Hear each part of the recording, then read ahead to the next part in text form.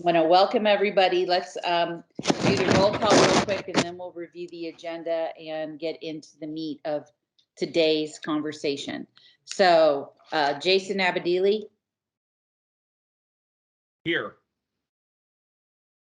Vic Gable, I think he's out today, and I believe Jan, you're here representing him. Yes, here. Thank you. Great. Kim Hauk. Hi, everyone. Kristen Henry. Good afternoon. Deborah Hoffine.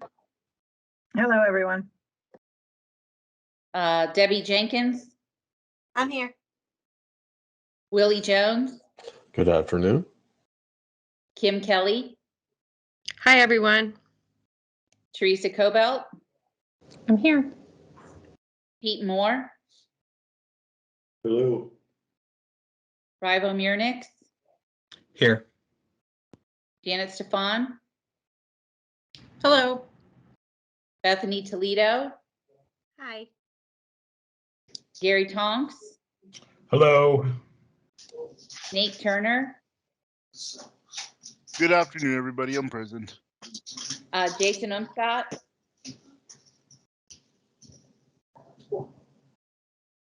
Thought I saw Jason. Looked like he was having a hard time getting in, so I'm not sure what happened. Yeah, he was here a minute ago. I'm sure he'll pop back, so we'll keep an eye out for that. And Renee Wood. Hi, I'm here. Hi, Renee. Okay. So our agenda for the day, we asked everyone to generate any proposals that they felt still needed discussed or hadn't come forward yet. So we will start with welcomes from the director. Then we're going to look at a couple of proposals. The first one was submitted by Nate and Renee. Then we have two more from Nate, and then Jan from the Ohio Association of People Supporting Employment First, and welcome. They have joined our group. Has got a few concepts from looking at other states that she wanted to bring forward to discussion. So as we look at those proposals, we'll determine if discussion warrants a vote and then a subcommittee or additional research, or if there's another way we want to handle that. Bethany is then going to give us a quick update on a couple of the immigrant refugee proposals that she's been taking the lead on with her organization and others. And then we have time for a round robin for anything else that's going on that anyone wants to bring up, any other proposals, etc. So we should have time for that also in today's meeting. So that is our agenda for the day. Any other thoughts before we move to the welcome? All right, Kim, the floor is yours. Thanks, Jackie. You know, it's our first meeting of the year, so I thought I'd just take a few minutes to welcome you all and thank you for, you know, everything you've done. This group started in May of 21, so it's been a little while that we've been together now. We know that recruiting and retaining, and this morning I heard the word engaging, which I really like. The number of qualified staff required continues to be the biggest issue for our system. And we talk all the time, you know, we know this is a national issue that affects all sectors of the labor market. And we know there are lots of things going on that are out of our control, but we also know there are things that we can continue to work towards. So we, in my opinion, we must really look at all the issues from all the perspectives and give careful consideration to all the proposals that we hear here on this group. Just as a reminder, the group was put together as an advisory group to the director, and we expect that those of you that are here, you're representing your group's positions and expertise. It's also our hope that you share the proposals and the ideas back with your members for feedback that you'll share with us, either on one of these meetings or, you know, and in other ways. We have specific deliverables laid out in our charter, and, you know, you all should have access to that, or it's on our feedback. And those include, you know, making recommendations, looking at immediate, short-term and long-term actions that can be taken to help the situation. We've discussed several proposals, and like Jackie said, we're going to hear some more today. I think Steve gave some updates a few meetings ago on the proposals that we've received so far, where we're at, and if you need to see that list again, we certainly can share that. So we want to be really transparent on where the department is on the proposals that we've received so far. So, I just want to say to this group that I'm here to listen and certainly learn from you. I really mean it when I say I want to hear both your big ideas and your detailed proposals. They both are really important to us. So we're really willing to be partners, and we know we can make positive changes if we work together. So I thank all of you for being our partners in this work, and I especially thank Jackie for facilitating these conversations. So with that, we'll move into today's proposals, and looking forward to the round robin at the end as well. Thanks, Kim. All right, so the first proposal on our agenda today is a shared proposal from Nate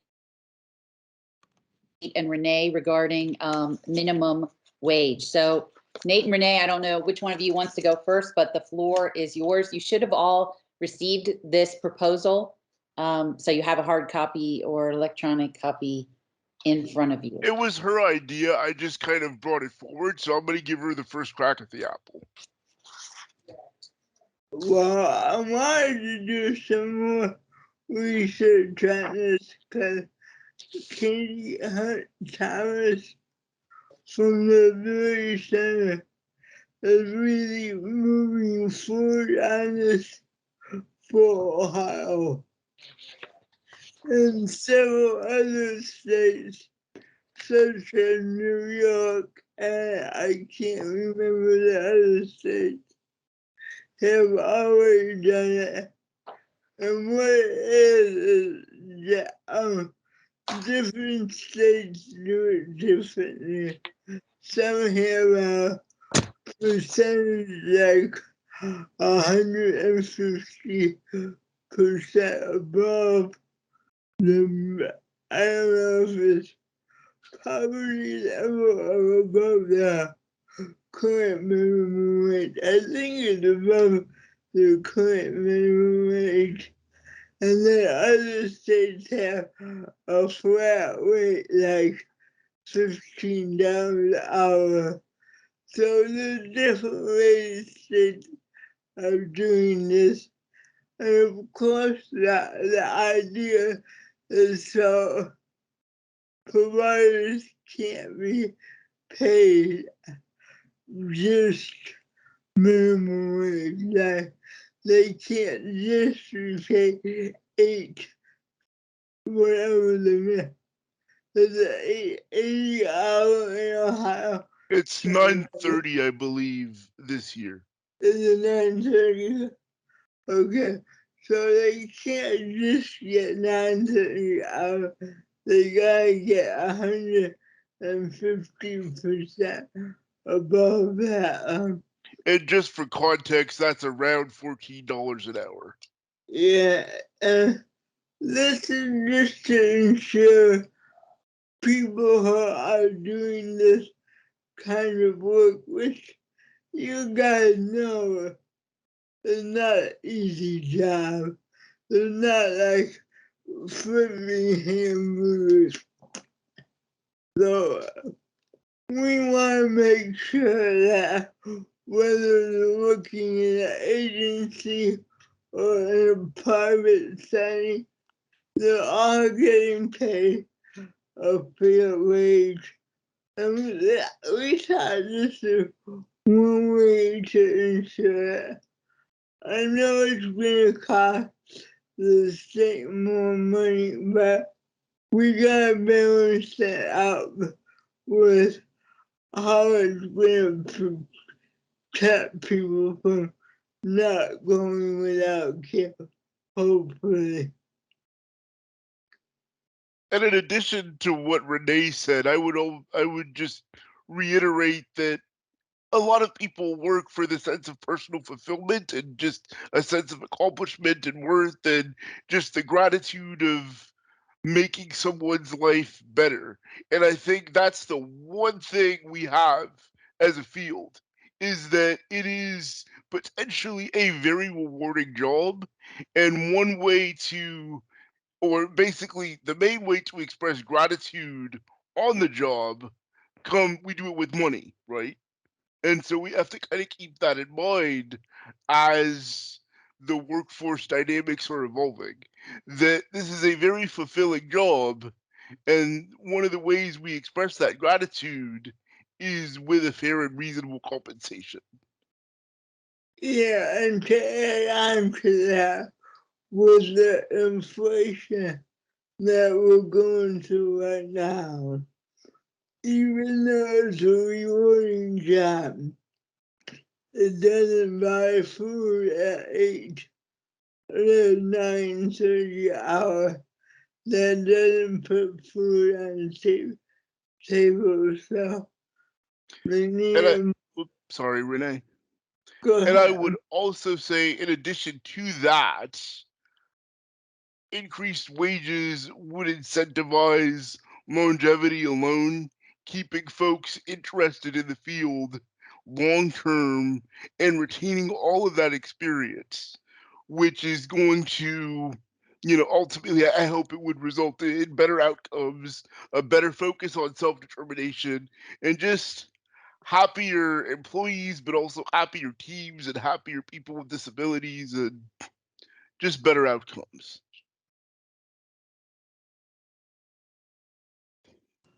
Renee and Nate, this is Gary. Can I ask a question? Yeah, sure. So would this apply to all direct support positions, not just developmental disabilities?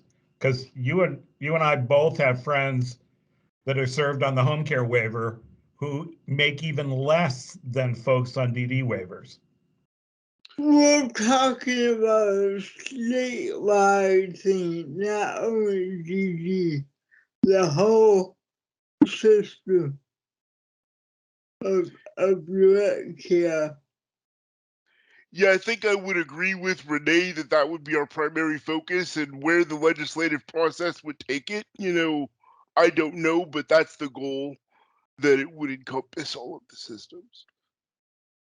And this is kind of already in motion. So the people who are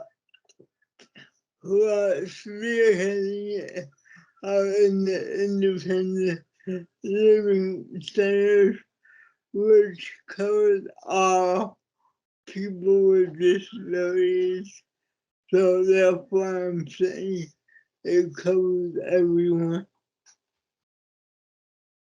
I see Debbie Jenkins had her hand up, Pete Moore. Hi, guys. Thank you. I appreciate you guys taking some time to submit this proposal.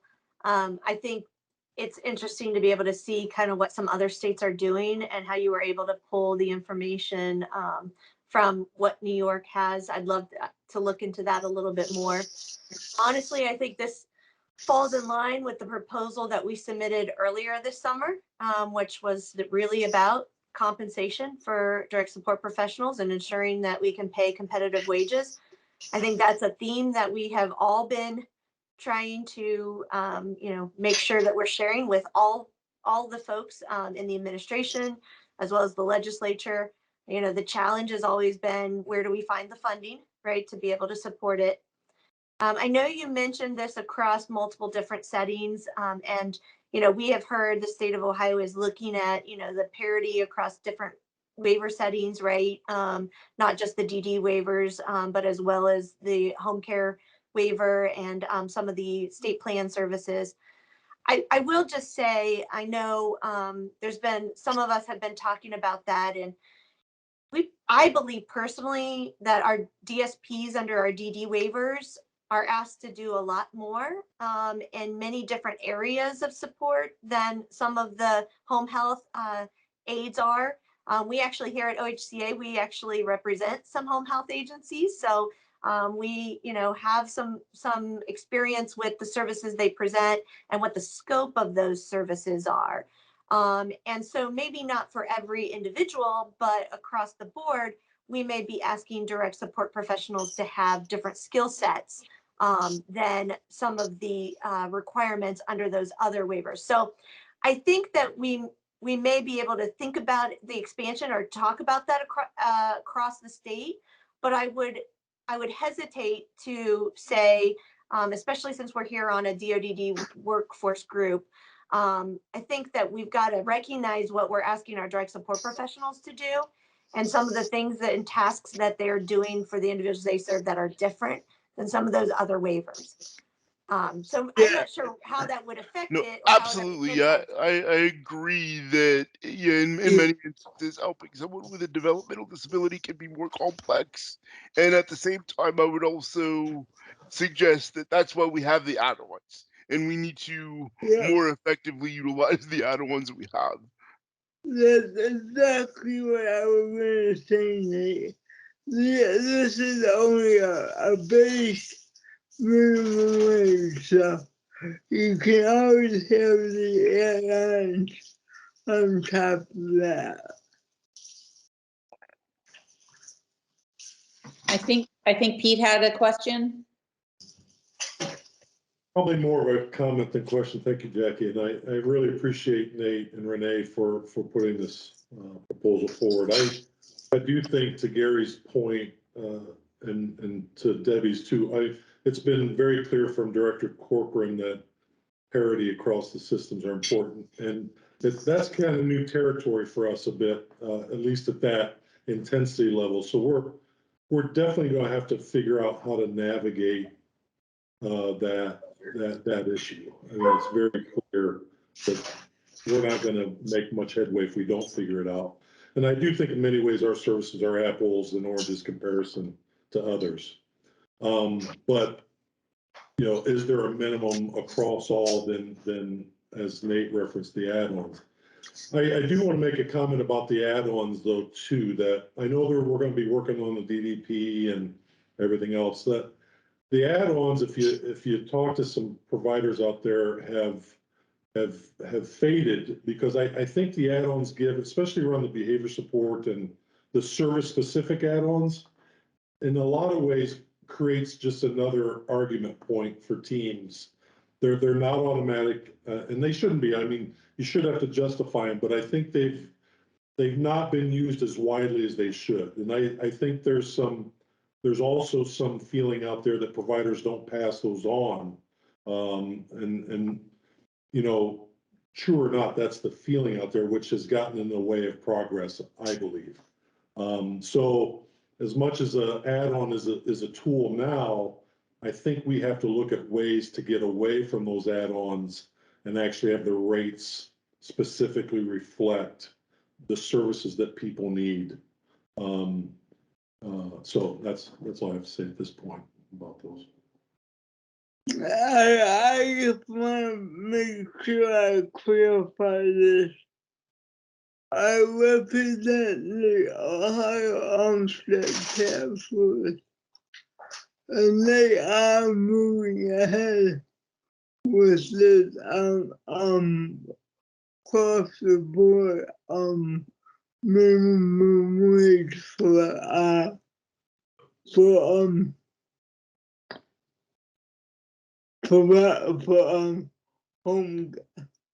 home health care. I forgot what to say, but just to be clear about that, this is moving ahead, and what I was hoping is that the DD system would also support this, because we're gonna move ahead with this.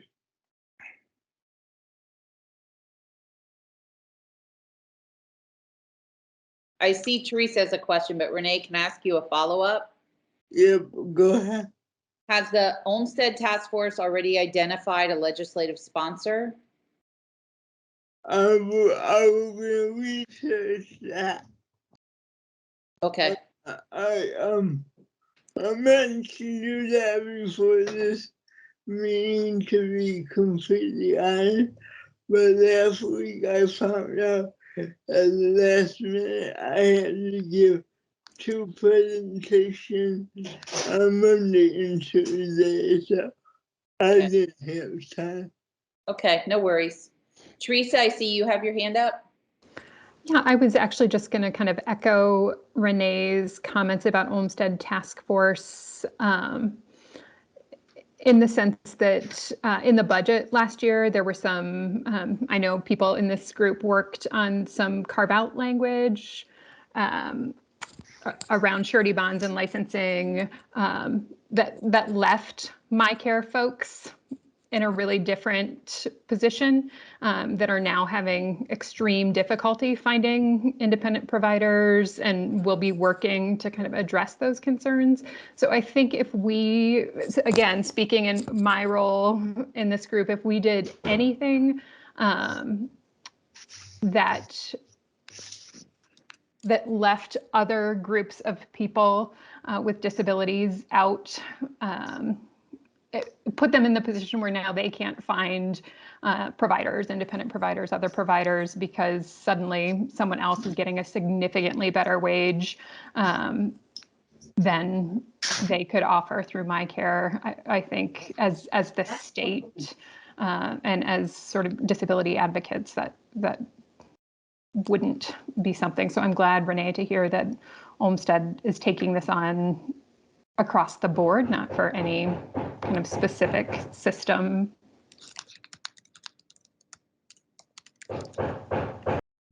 So this is Kim Kelly, and I just want to support what Renee and Nathan and Teresa are saying, because it's all true.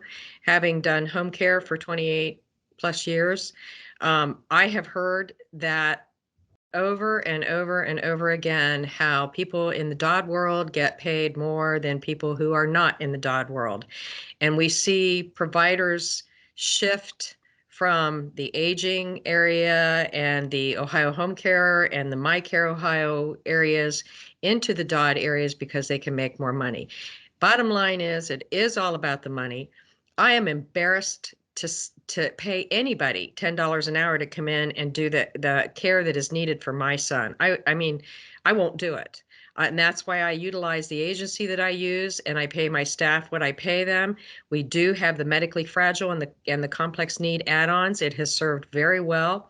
And I feel like we do need to establish a minimum wage for people, whether they work in a facility or whether they work for an agency or whether they're working for any one of the departments who have people who receive home care. Because if we don't, we're going to end up with an imbalance in providers, and this whole population is growing by leaps and bounds. I also, having worked in the I was a marketing analyst for 35 years, and having sitting behind a desk and thinking all day, and pricing deals and things like that, is not on the same level of bathing somebody, toileting them, feeding them, and entertaining them and helping them have a life worth living. And I made way more money than the people that came in my house and did the direct care for my son. So I think that I mean, we've relied too heavily on people's good nature and the fact that they get something out of this personally for serving someone in that capacity. And I think the time now, especially with all the increases in inflation and everything that's going on, we have to act, and we have to act faster. We're going to lose this career field altogether, and everybody's going to end up back in an institution. I want to make sure I understand something, because I keep hearing this, and it makes me want to bang my head on the wall.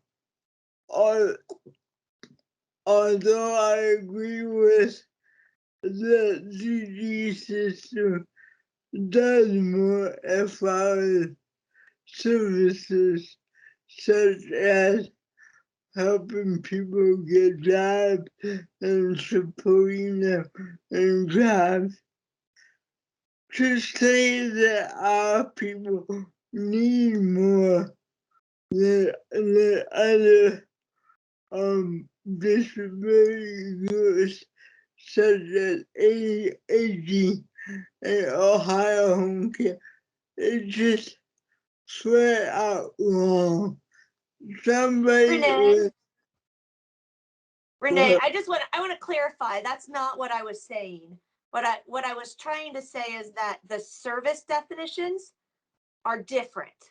And so the services that are how they're defined under other waivers or under the MyCare waiver or under state plan services are different than the services and how they're defined under the DD waivers.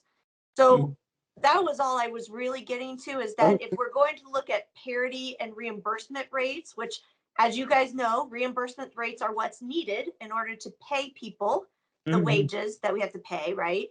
That we need to look at either creating services that are similar across all of those lines and paying all those the same, and then having a different set of services for things that our DSPs do that may not be done by a home health aide, or we've got to reimburse differently because the expectations are different.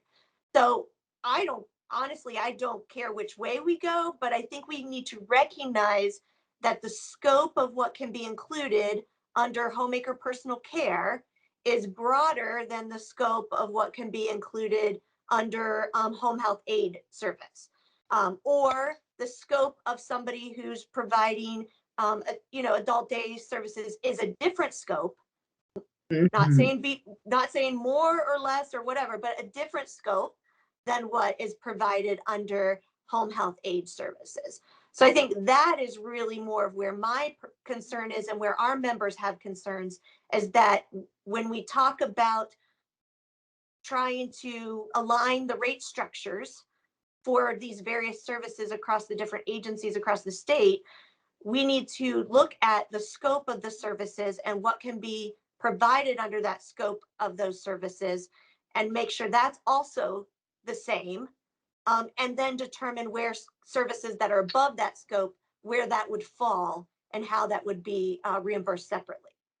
So I hope you understand, I wasn't saying that the people receiving services under one part of Medicaid have less or higher needs than somebody under another part. I was not saying that.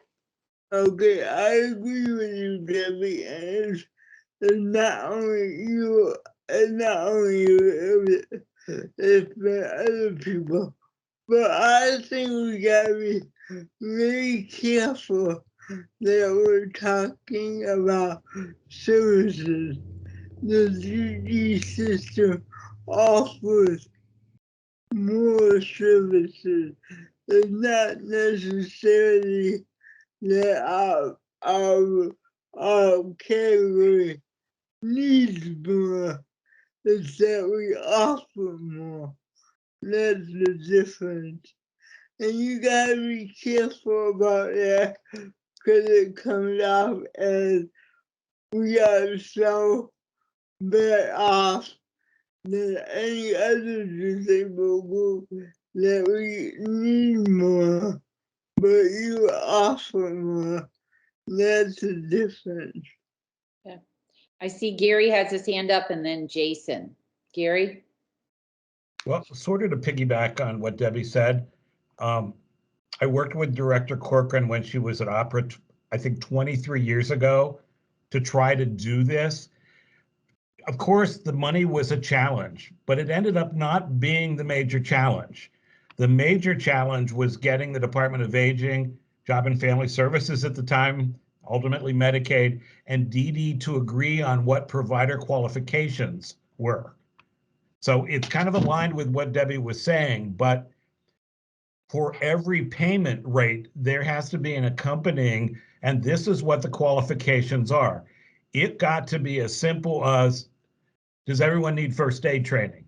Does everyone need CPR? And every time, I think we had Joanne Davidson, we had a big leader leading this group, and the departments could not agree So we stakeholders didn't even get to have a shot at it because the departments, during the last several administrations, the departments could not agree on what the qualifications were of a home health care aide, a home health personal care provider, and how did they, it just never worked out.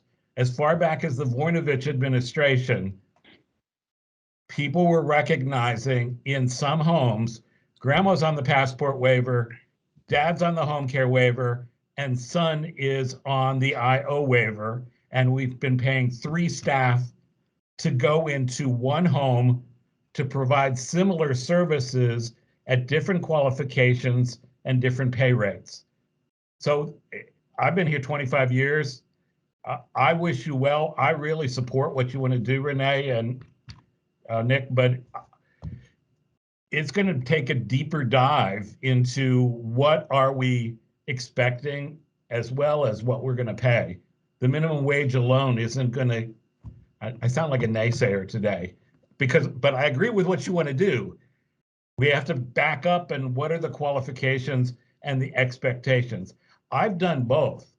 I agree with you, Renee. My back, I can't lift today because no one trained me when I was 20 on how to lift. And I can tell you, teaching someone how to act socially at the movie theater is not as challenging as lifting someone like I lifted when I was 20.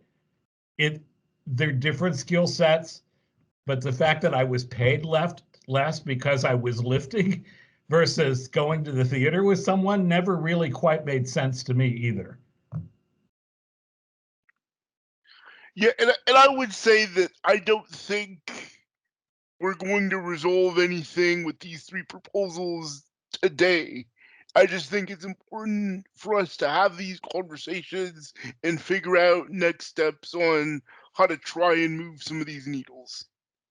Because I think a lot of us, we just look at the totality of the problem and are vexed at trying to solve the entire thing. I think maybe we need to have a mindset shift and break it down into smaller pieces and try and look at on an interagency basis where we can form collaborative relationships and resolve some of these pain points.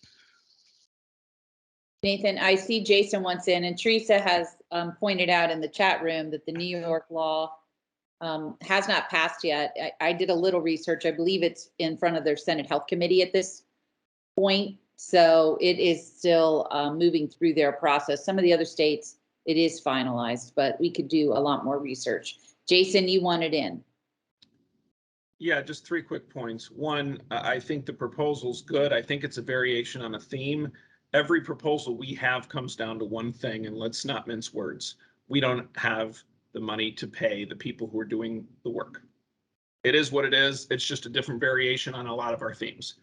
The second point, I thought, Debbie, you did in my opinion, a fantastic job of clarifying what you first said, but you didn't necessarily say it in the same way the first time. And that is that when we talk about more, we're talking about breadth and width and size and scope of services. We're not talking about more as in an intensity or a difficulty. And I think all of us need to get, it's not going to be possible. It's hypothetical. We need to get on the same page with language. Long-term care, aging population, and you keep going down all the health and human services divisions, they all have a focus. We have infants, we have toddlers, we have adolescents, we have teenagers, we have working age, we have elderly, we have people that are fully functional cognitively but have physical disabilities, some that are the opposite, some that have neither or both but are behaviorally need assistance and support with. We can't clearly define in a waiver or a setting for all people what we need to do. So if you're trying to differentiate our system of services from others, it should be pretty simple. Here, you do this. Here, you do this. With us, we offer, and this is my third point back to Renee, because Renee speaks a heck of a lot of truth with respect to language. What we say and what we think we're saying is not what's being heard. We need to be very prescriptive with our language. We offer such an array of services that there is no one model that is going to fix this. So great, if we need to have multiple models, it all comes down to the very first point, and that is money. And make no mistake about it, we've been doing this for 2 years now. We've been meeting in this meeting for a year. Zero change. Ultimately, all these ideas come down to money. But if we don't tell the right story, and if we keep using the same exact language, we're going to get ignored and we're going to put in the same bucket as everyone else who just needs money. Well, I think Debbie's right. I think for what we offer, we're doing an awful lot more when compared to the apple over here. I do believe it's apples and car batteries. I don't think it's apples and oranges. I think it's completely different. So.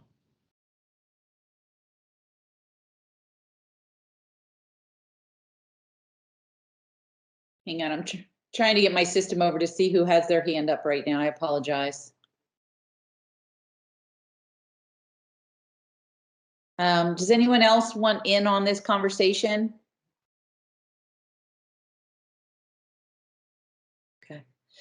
If not, I guess I have a question back to Nate and Renee. Do you wish to call a vote about proceeding with additional research, or looking at a better, deeper understanding of what the Olmsted Task Force proposal is to bring back, or pursuing another option? Or do you just want this to be an informative conversation that you keep in the mix? How would you guys like to proceed, with a vote, or just informal, continue to explore? Well, my hope is if Armstead is going to try to move ahead with this, my only hope is that we don't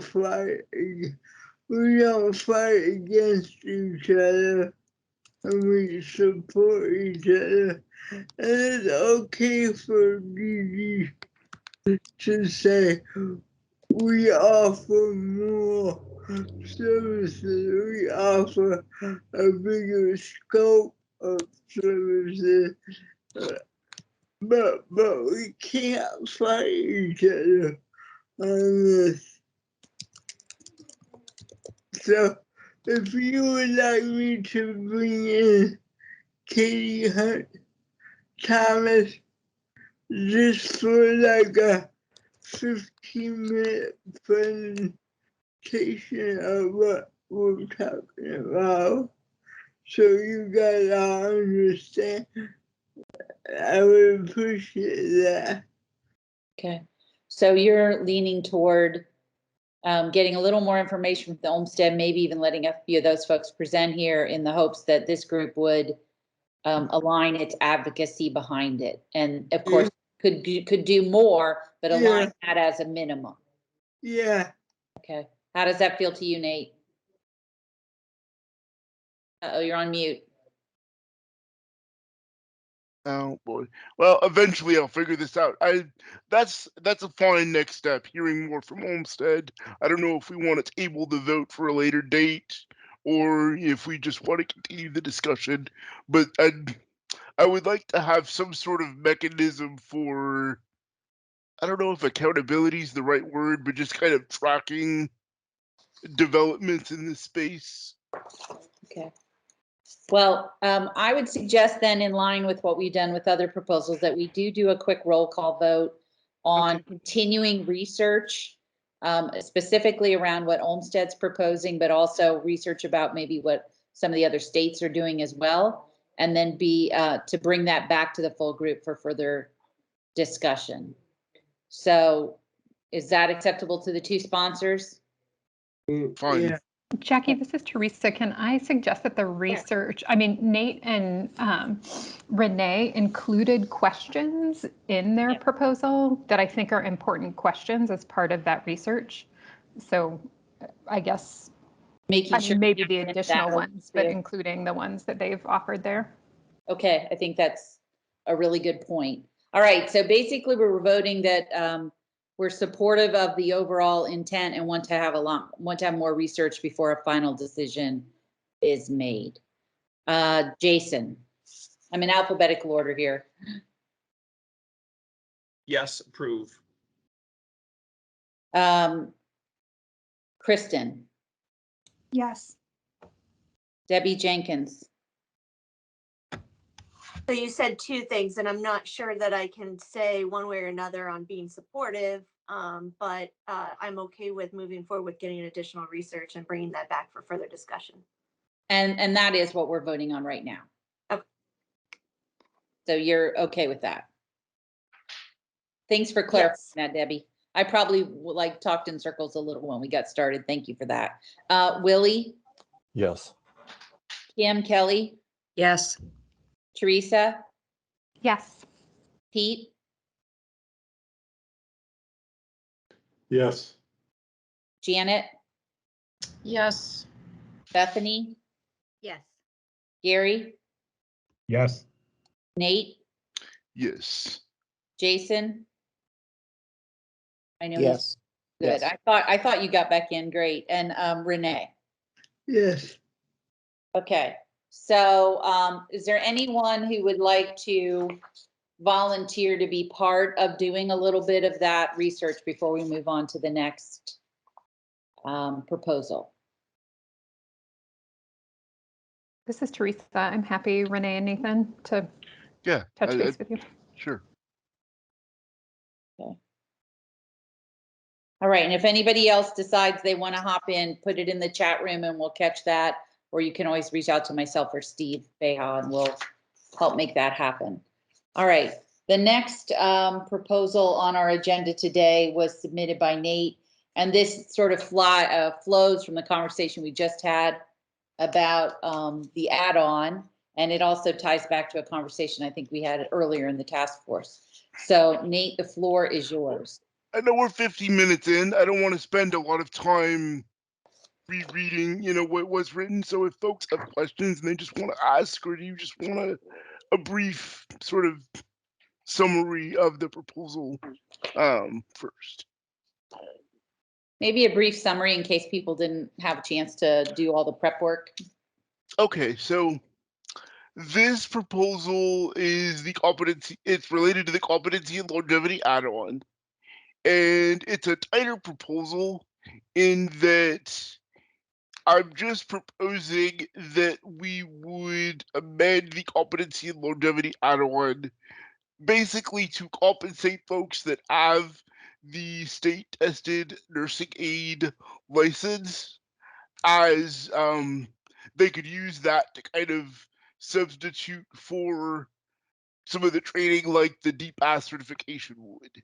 And this proposal could essentially work as a guideline for recruiting with technical high schools, colleges, and universities, so that students with an interest in medical fields that graduate with the STNA certificate could have a direct pathway to becoming a DSP with the higher add-on wage. And as conceived, it just amends the existing competency and longevity add-on to add the STNA as a training qualifier. Hey, Nathan, this is Debbie Yes. Jenkins. Question for you. So the competency add-on is, it's got two components, right? It's got the It experience does. and the education. So are you suggesting that somebody that has a state tested nursing aid certification, that would meet the experience piece, or would they have to meet the experience piece also? No, I'm saying that I'm just talking about the additional training components. Okay, that this would just meet the training Yeah. component piece. Okay. They would still need experience in the field, but I wouldn't be opposed to them getting that experience through like a practicum or in the field training or experience with a provider traditionally.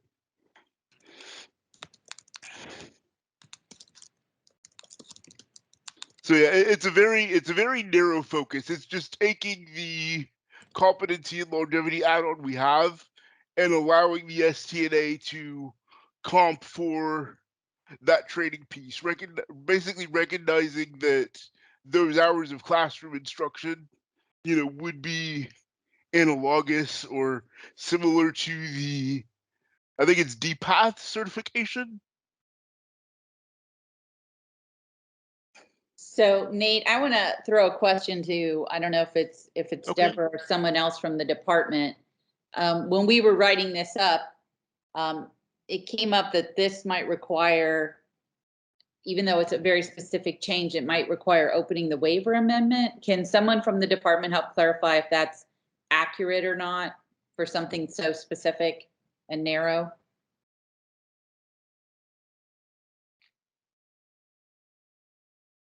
If I have to pull up the actual language again, but I'm fairly certain that yes, we would have to do a waiver amendment. We have the experience specified in our waiver amendment, and we have the number of hours of training specified in our amendment. And I have to look at how the training is worded. We may have some flexibility, but not, we don't have a lot of wiggle room. So it is possible it would require a waiver amendment. And Well, we'll I change. suppose even in conjunction to this, what would be sort of alternative forms of experience that could be creditable for any training that they could use for this add-on, and how would that fit into this waiver amendment process? Does that make sense? Okay. Hey, Nate, this is Gary. It makes perfect sense. We have registered nurses who are employed as homemaker personal care providers, yet don't qualify for the add-on. Which just seems strange to me. Well, yeah. we have parents that have PhDs, not that that is a qualifier, but I think the group, maybe this group or other groups, have talked about different levels of DSPs. I think it was Opera had proposed it at one point or another, that when I enter the system based on my education and experience, I enter in as maybe a DSP 1, 2, or 3. So I see this. So I wouldn't make it as specific as what you said. I think the longevity add-on is, if I'm a registered nurse, or if I grew up with a brother with cerebral palsy, why should I have to sit and watch online courses? Mm-hmm. So 28 years of on-the-job training. Yeah. Teresa has put a question in the chat box. Teresa, do you want to read it or do you want me to? Sure. Well, both for the longevity and the competency, if I'm looking at it, I mean, I'm not the expert on what needs an amendment, but as I look at the rule, it says 2 years full-time or equivalent, and that it's a DODD, it has a list of things or a DODD approved training. So it seems like DODD has a fair amount of flexibility in determining what is equivalent to that 2 years of full-time experience and or what would be approved training. So I don't know enough about what goes into the STNA, for example, technical degree, but if it's at least 60 hours, which feasibly it could be, and if they have paid or unpaid, just like full-time equivalent experience during that time, maybe the proposal is, could DODD look at what they would consider equivalent to 2 years paid experience and what courses are currently approved as part of what counts as training. Okay, let's back up for 1 second here. And I need to know this. Besides the add-on, if you have a STA certification, do you guys get recertified in the DD field to become a independent provider? Does that make sense? Yeah, So, you they'd still have to meet DODD certification requirements, which does not include the STNA whatsoever. I have met several people who are EMTs, who are STNAs, who are nurses that have told me I am not gonna go through that process to be an independent provider when I already have this service. So they are frustrated because they are not recognized for the already education, for the experience that they already have, and they gotta go through it all over again, like they don't have anything at all. Yeah.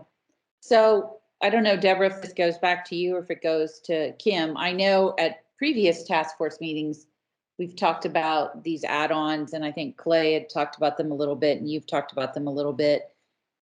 Is it appropriate to ask the department to put up its own proposal or bring back to us how flexible it could be regarding the equivalence? What is the equivalent to 2 years experience and what courses count as training? Is it an appropriate time to re-examine that? Thanks, Debbie. Deborah, I see you've got your hand up, and I think Nick might want in too. So Deborah, I'll throw it to you first. There's the mute. I assume it would be, I don't know, K-Time, we actually have a proposal from the associations, the providers associations and the county boards on some potential modifications to the competency-based add-on as well. And I need to ask a question of appropriateness, but I did invite Nayoka Kratoff to listen to today's meeting because I knew the add-on discussion was one of our proposals. And I think she can speak directly to if it requires a waiver amendment or not, because she's got that specific language that she lives with. Would that be all right? Okay, Nayoka, you want to let us know your thoughts on the amendment question, please? Sure. I do think this would require an amendment because the language, what we usually do with the waiver amendments is that we refer quite often without many details, but we refer to the language similar to the rule. So very similar to what Teresa has quoted in the chat here. I would be curious, I think you said that Nick's hand is up. So he may be, I'm wondering if he's going to speak to, is this Nick Miller? Is that the Nick we're talking? Okay. I'm wondering if he's going to speak to, are you going to speak to the training piece? Or is this another Nick? Yeah. Okay. Okay. Yeah, that might be good for us to hear what he's going to say about the training part. Yeah. So I think for the training, I mean, really, the only thing that I think is a barrier right now is kind of one of our requirements is that you have to get the training approved before you've kind of given it or taken it, right? So you couldn't kind of do it retroactively. And so to me, that is the only kind of barrier, right? I'm sure that's not in the rule or in it wouldn't require a waiver amendment. So that'd be the only barrier. So then it really would just be, is that something DODD wants to do? So I think we could definitely. I don't want to speak out of turn. So that's kind of my understanding. So I think the answer is with enough time, we could probably be flexible on this, but with waiver amendments, that is a process that takes some time.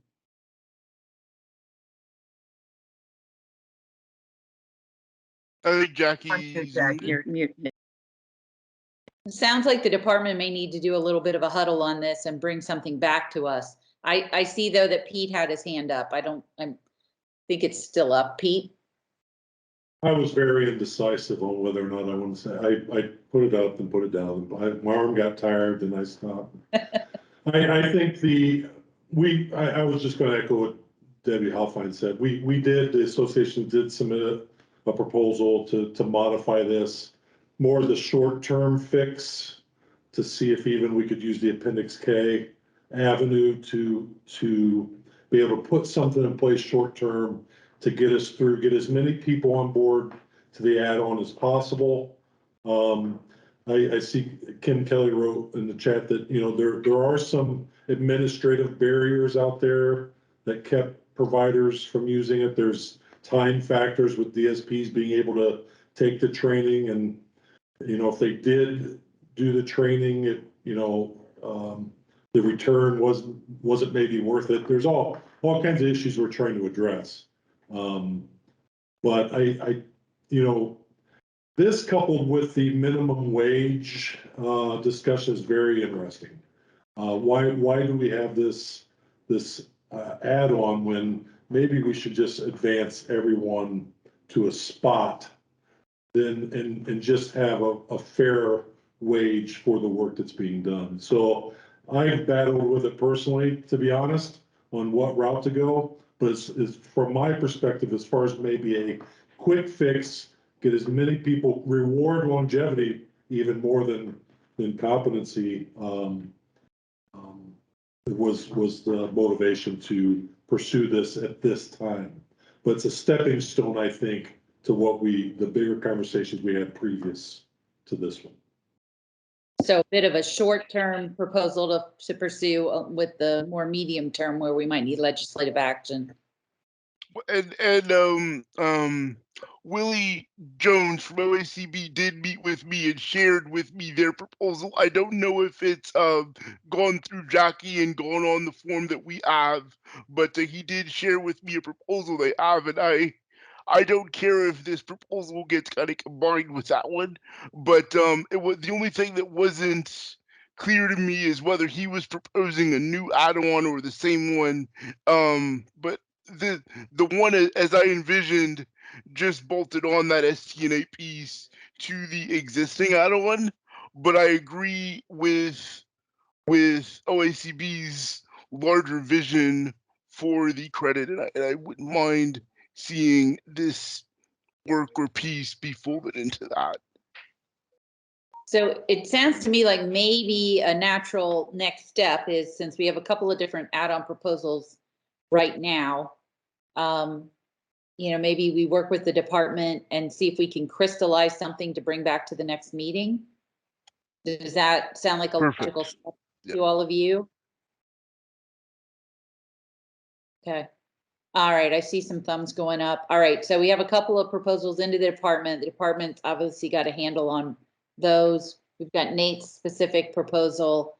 So I guess, Kim, is that all right with you to put this back on the department to work with some of the proposals and the people who've sponsored it to bring a proposal back for hopefully maybe the next meeting or the meeting after that? That makes sense, especially with this add-on that we've already engaged in some conversations with some folks. I think we're waiting for some additional information. We'll get that done. Okay, so if we can't have it for the next meeting, maybe the meeting after that, but in the near term. Yeah. Okay. I'll make a note with that. And that's all right with you, Nate, as the sponsor to do that? It is. Perfect. Okay. Great. All right. The next add-on, this is the Nate show today, everyone. Nate has another you one. all are putting me to work. I love it. And I know we've got less than a half an hour left, and I think Bethany's still on the agenda, so I don't want to spend a ton of time.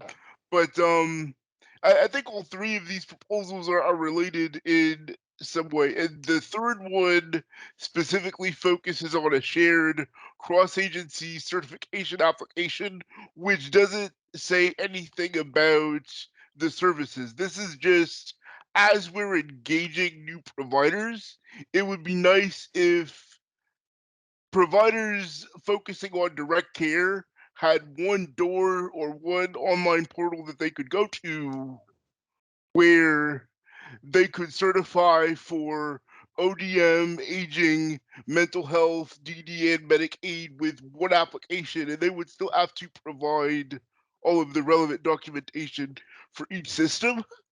This proposal is just focusing on simplifying the application process.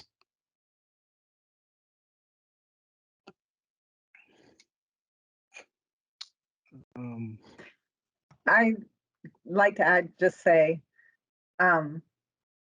we have been working with the Ohio Department of Medicaid and their creation of their Ohio Medicaid Enterprise System, which will become the single front door for all providers of any kind of Medicaid service. To your point, Nate, I think it will simplify things to some degree, but not quite to the level that you're describing. So, but at least we'll be closer. They're still targeting a 7/1 go live date, depending on if the work all gets done. But like I said, it creates the single front door. But and a provider can say, I'd like to do home care services, I would like to do DD waiver services, I would like to do whatever services they're interested in applying for. The part that isn't being picked up that you've described is that it's not actually one application yet. So they would sort of have a connection to the DD system to get us the documents we need. They'd have a connection to the aging system if they want Passport to get them the documents they need, and they'd have a connection to ODM to get them, if they picked home care waiver, the documents and information that waiver needs. So it's not 100% what you've described, but it is maybe a step closer.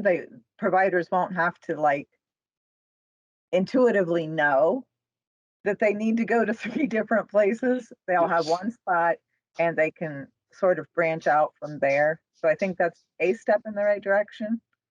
And I think it's important, just sort of for me to clarify too, that I hear from prospective providers all the time that it's difficult to navigate the application process regardless of what system they're working under, especially for, people who just have a direct care background and may not be like a doctor or a physician. We don't want necessarily them to have the same application process that a doctor or a physician would use. I think just for direct care, we want it to be as straightforward as we possibly can be.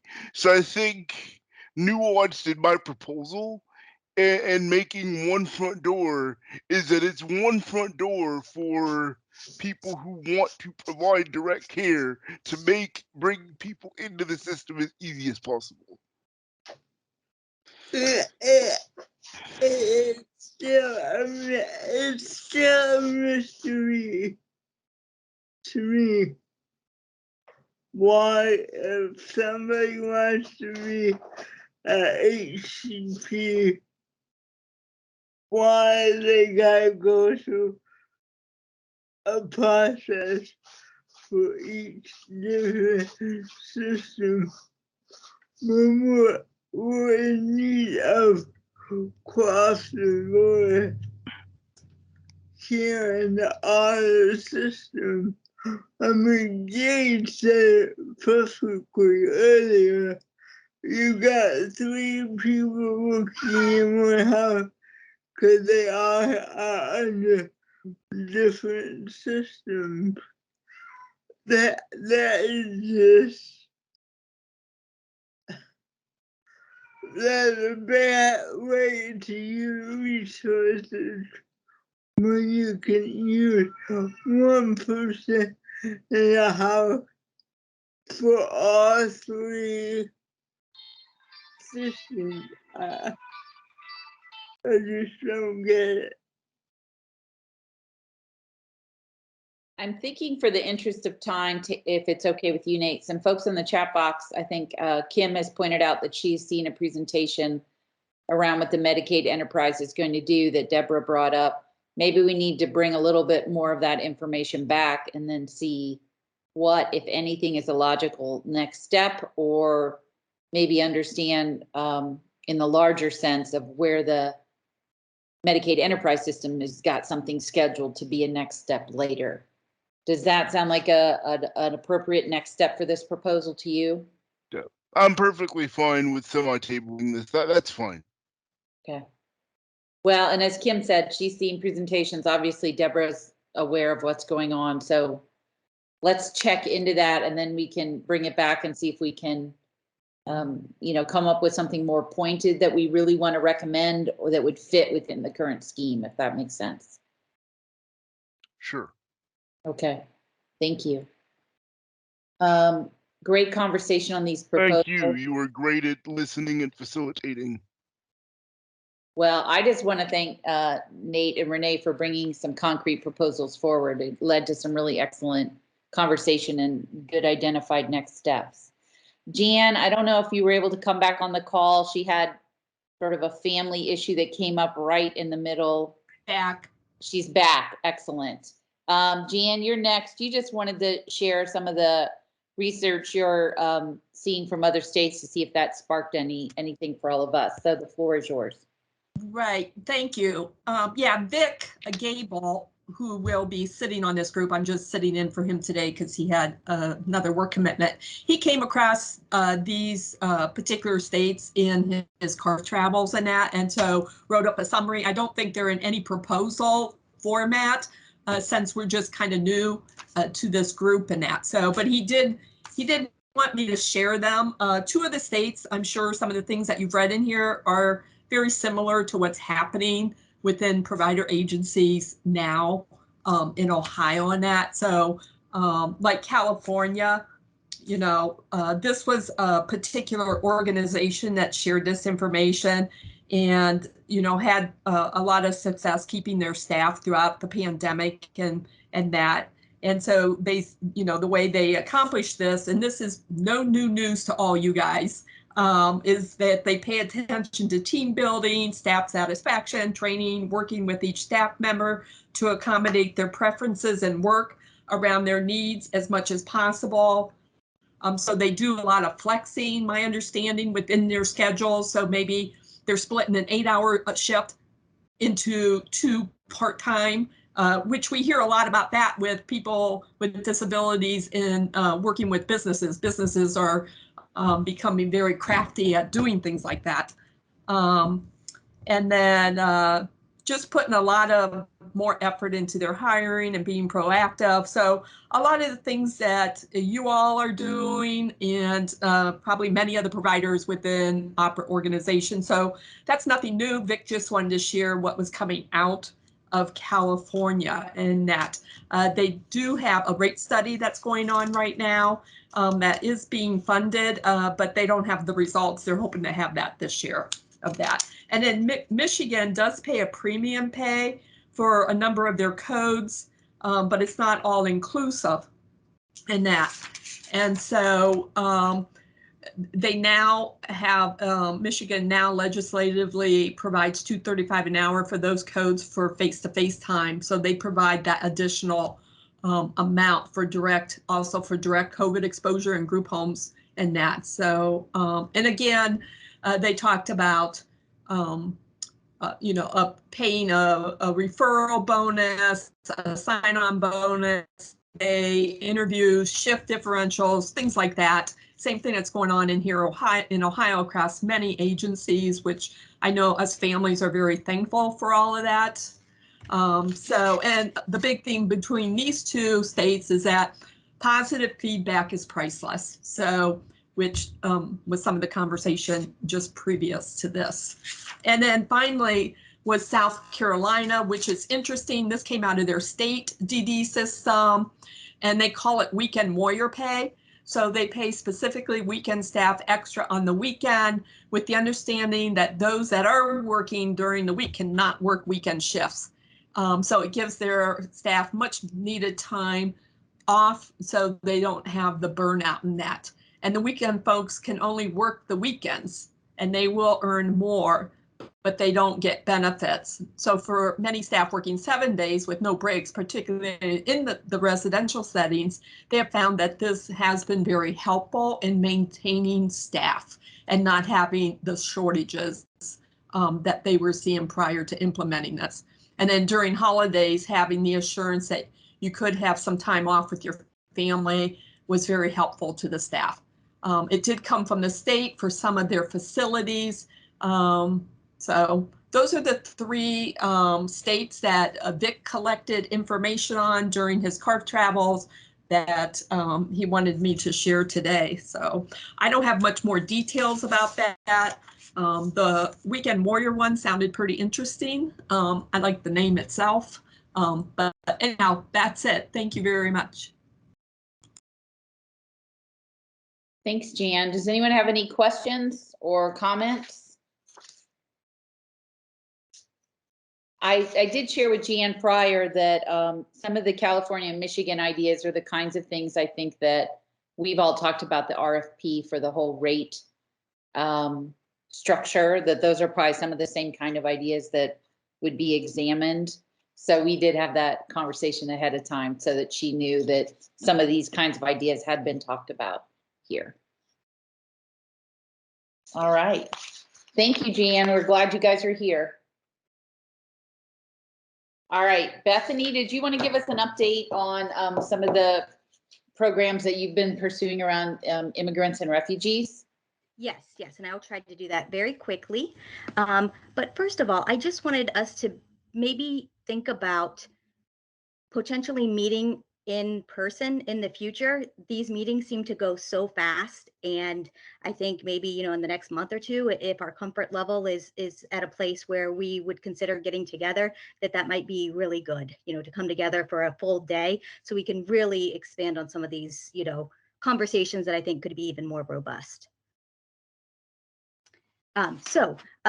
It has become clear trying to figure out how we could implement a DSP immigrant program where we actually could bring people into the United States and particularly into Ohio to work as DSPs is going to require a major shift in national policy in order for that to be something, that we can even further discuss. Anchor does have this on their radar, and NADSP does as well.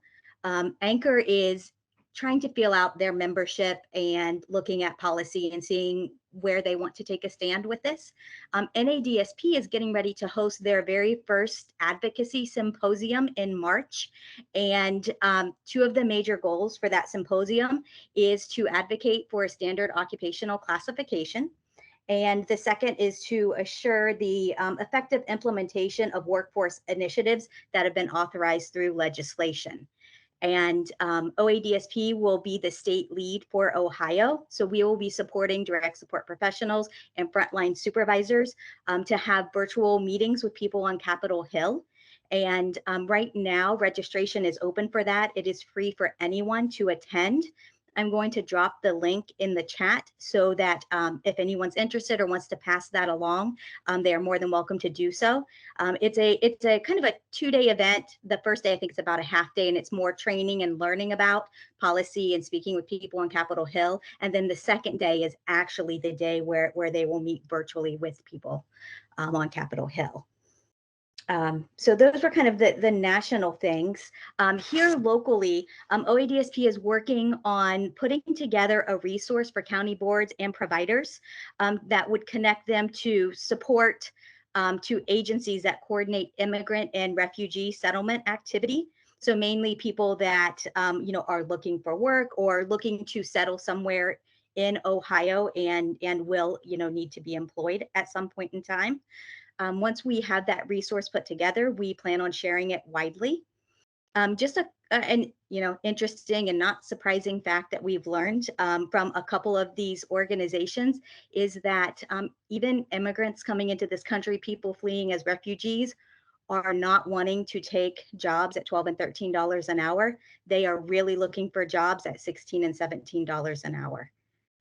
So people that, are coming in are not even willing to settle for what we are paying DSPs right now.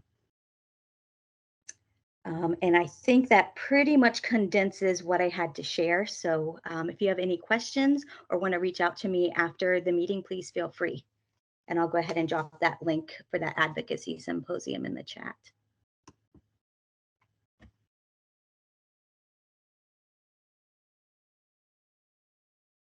Oh, Jackie, you're on mute. Sorry, I think I would get better at that as well. I'll also make sure that the link gets put in our notes that get distributed to everyone. All right, so we have covered the formal agenda pieces that we needed to cover today, but we wanted to get to round robin and open it up to other discussion, other issues that people wanted to either bring up for research or bring up about what's going on. So I wanted to open the floor to anyone who wanted to bring up an idea or a discussion point. Teresa, you've already got your hand up. Thanks, Jackie. I am technologically challenged, so I can't figure out how to share this document with you, but I sent it to Steve, so maybe he can get it out. I'm just wondering if we could use, I put together just kind of a draft of what I'm calling an inventory of the proposals that we've had, whether they're short-term proposals, long-term proposals, if there's funding, either ARPA funds or, state GRF, whatever it might be attached to those, what the status is, or kind of a different version of that that would be about, for example, wages. And some of our short-term solutions have been the add-ons, but the longer-term solution would be the RFP work and the whole, or the state budget asks or whatever it might be. I personally would find it helpful, but I was thinking even as a group to get that when we get the agenda each month, so we would kind of know where things were at and who's working on what and what the status is. I personally feel like it's been hard to track the proposals across time. I also, in a separate call that a number of you were on this morning, heard Steve shared an RFP idea that the department had that other people had a reaction to that was kind of that's something that we've tried, or here was the result of that. And I wonder if we saw, here's what the providers are working on, here's what the county boards are working on, here's what Olmsted Task Force or advocacy organization is working on, if we might also be better able to align our efforts and say, oh, all 6 of us are working on increasing wages, but we're coming at it from 6 different angles, and maybe there's opportunity here to align our efforts and be more effective or something along those lines. But I feel like a visual or something like that could be really helpful. It also would give the department, something really concrete to say, here are the ways that we've been trying to address workforce issues.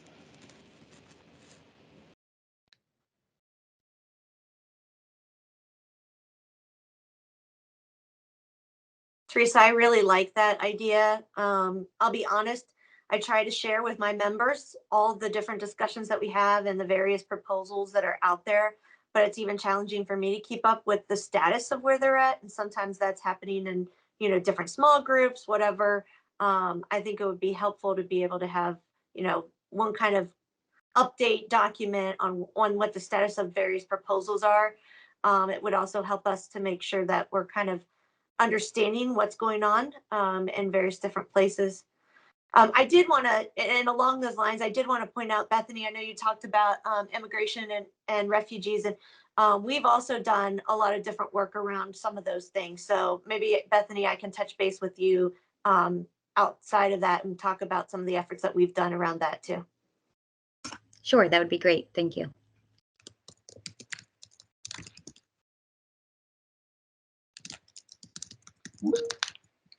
Well, I do like, if I may, Jackie, real quick, I'm sorry. Sure. I wasn't quick enough on the mute trigger.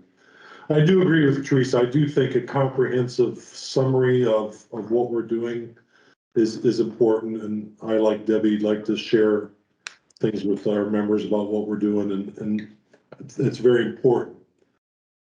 I just gotta be honest though. I feel like sometimes we spend a lot of time organizing our thoughts over and over, and we're kind of repositioning and reassessing and recycling. I think I know we have a few members even listening in on this call today, and I think I'm at the point where we need some solid, concrete, step by step. This is what we're going to do next. This is what we're going for. If we can all come together under that, great.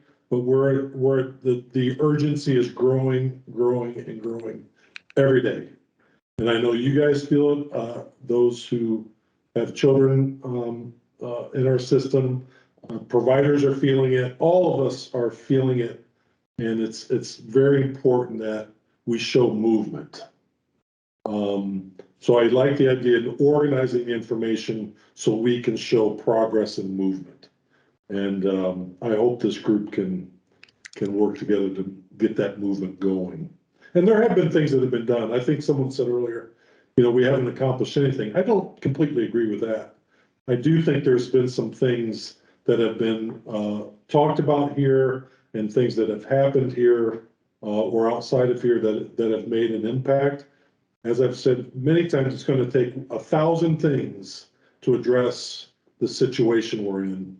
And I do think we are starting to get some movement on some of those things. The big things like money and system reform, those are just going to be harder. But we have to start showing movement on those things as well. So thanks for the moment to share. So I think we did compile a lot of that back for the December meeting, so we can pull that up, see if it's specific enough, and try to tune that into something, to Teresa's point, that goes out before every meeting to help guide the conversation and make sure, you know, nothing's getting left behind and things are actually moving.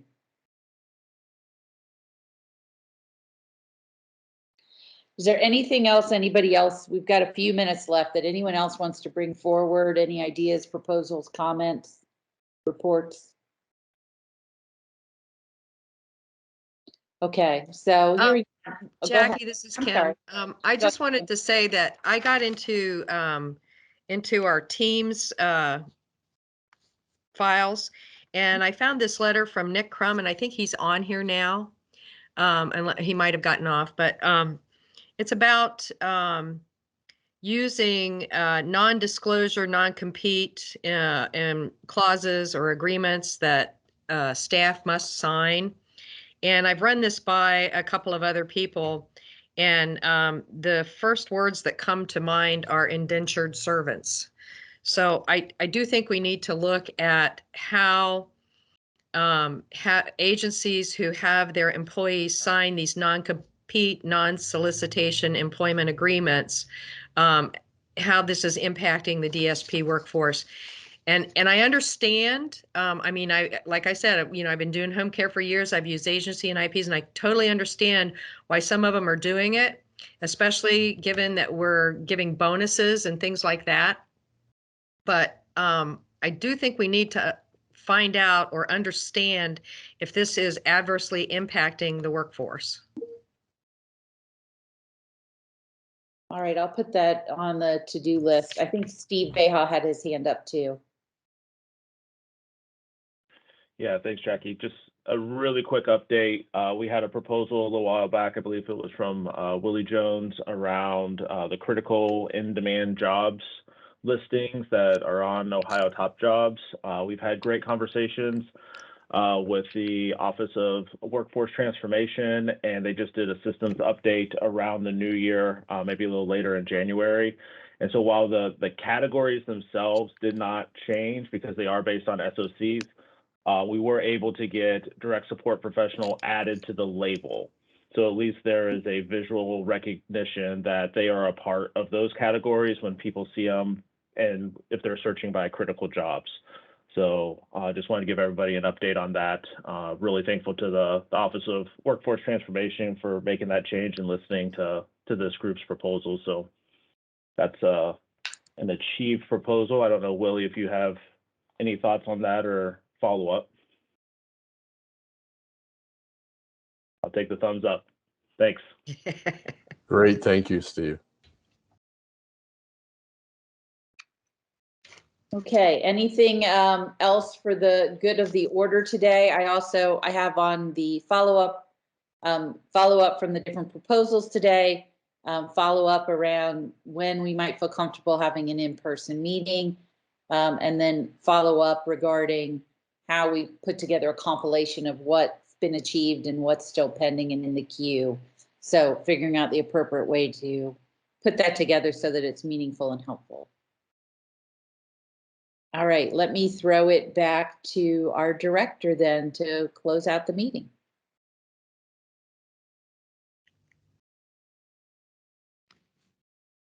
Uh-oh, did we lose Kim? No, I'm still here. Like, wait, where is she? Took me a minute to, anyway. A new title, calling you the yeah. director, right? Right. Just again, thanks everybody. We will follow up on, you know, some of the add-on conversations. You know, clearly I hear you guys, rate, you know, DSP wages is a huge